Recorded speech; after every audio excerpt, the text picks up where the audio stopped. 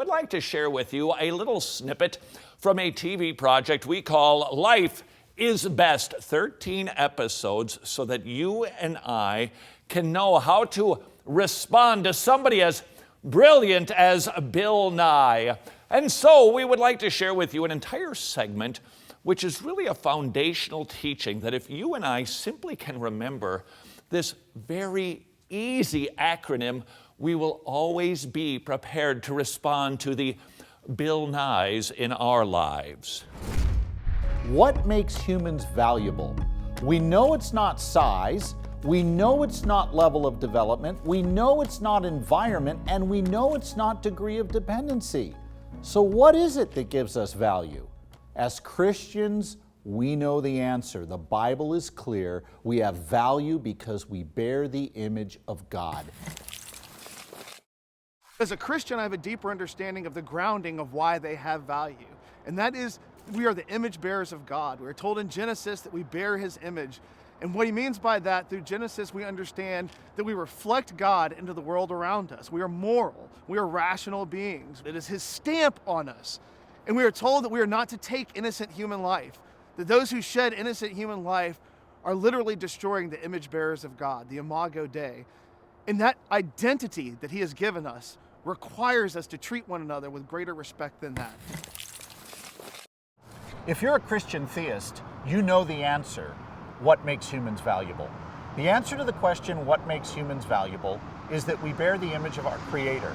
The Old Testament teaches that in Genesis chapter 1, when it talks about the foundational events where God specifically created human beings in His image. And the New Testament talks about the image of God in us in James chapter 3, where James says, listen, when you gossip about somebody, you're attacking the image of God in that person, and that's a serious thing.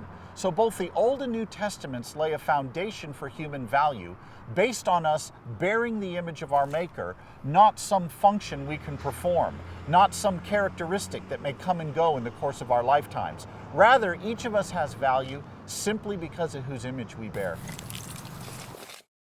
The Christian worldview is clear. You have value simply because of whose image you bear. But there's a competing worldview out there that says your value is not based on whose image you bear, it's based solely on your utility. That worldview is called Utilitarianism. And that worldview says you only have value if you benefit others, if you bring something to the table they need or want. I have good news for you. There is a way to convince others that that worldview is wrong. If you think then, I assume that all human beings are not valuable by virtue of what they are, but they have some value by virtue of what they contribute, what they can do, correct? Mm-hmm. Would that be accurate? Okay, what is the line that you're drawing? What is the thing that they must be able to contribute for us to be able to say, now we have a valuable human life, versus the other side where we say this is the kind of thing that we can do whatever we want to. What makes humans valuable? Just the personalities they have, the value they can contribute to others when they feel like you need somebody, just having the social interactions, the way they can mold the environment, a lot of different aspects. Just molding the environment and just being there for one another is very important. Do you think that a human being has value even if they can't do any of those things? They still do have value. Where does that value come from? It comes from their intellect. If they can't do something physical, they could offer something intellectual that could help somebody who can do something physical do something great for the environment. I would say from start, it would be at a point where you have a growing baby where it's contributing to the lives of the parents, and that they're looking forward to having a child. Okay. And at end, I don't think there is a certain end. It's whenever your life naturally passes, even up until you die of natural causes, you're contributing to the lives of others as a supporting role in their, personal lives. Okay, so if you have a set of parents that desire their child from the moment they find out it's there, they find out they're pregnant. Usually, let's say somewhere about 6 weeks in a pregnancy.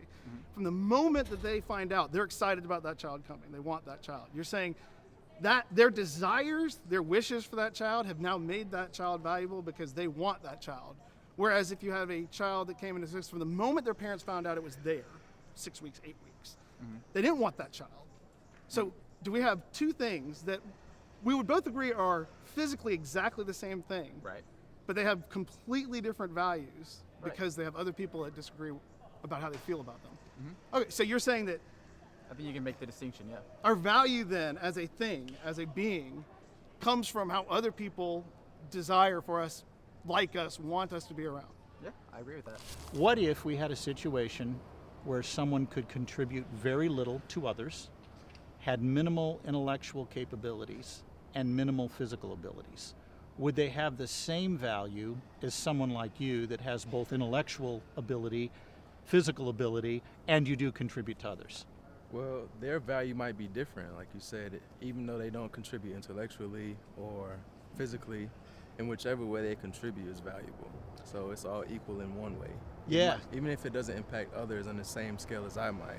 And that goes all the way through, beyond just prior to being born and on issues like abortion. You would say that goes through, like a newborn is born, and suddenly the parent goes through some severe postpartum depression. And say they have one single parent and no other family, and that parent is just deeply depressed and kills that child. Have they done something wrong? Because that child was not giving anything to society.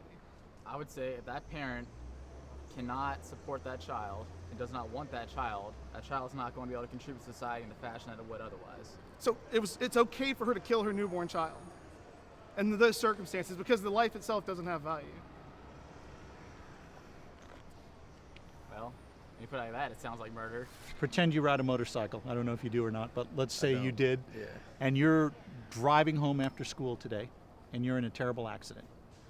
And that accident is going to put you in a coma for 2 years, during which time you'll have no memories, no thoughts. You won't even be aware that you're alive, but you are. Are you still you? Are you changing then what you think instrumentally makes them valuable, or are you just not sure now what you think makes human beings valuable? At the moment, I would say I'm not sure. Okay. It is. I would say you're right in that post-birth, it is a different story, and that's probably why there is controversy involved. It's harder to draw the line. Okay. But you are right. I think you are right in that there is some intrinsic value to just existing. It's not just for others. What makes humans valuable? We've really got two competing views in play right now. There's the performance view of human value, which says you and I are valuable because of what we can do functionally. And there's the endowment view that says you and I are valuable simply because we're human. The endowment view can account for human equality and human value because it doesn't rely on something that we don't share equally. Suppose, for example, I argue that self-awareness is what gives us value. The problem with that view, nobody in a room of people has the same level of self-awareness. Some people are very self-aware because they just had a cup of coffee, others not so. So if self-awareness is what gives us value and we don't share that equally, now we have a problem accounting for human equality.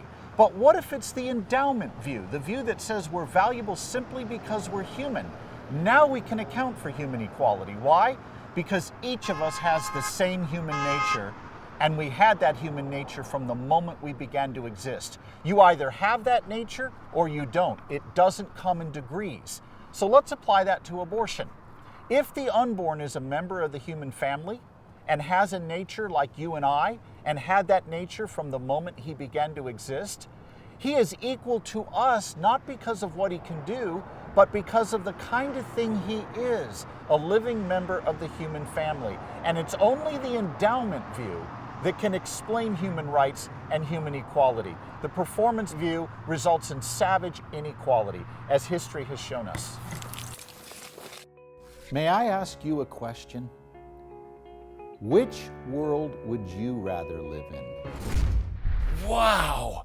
And it has a study guide.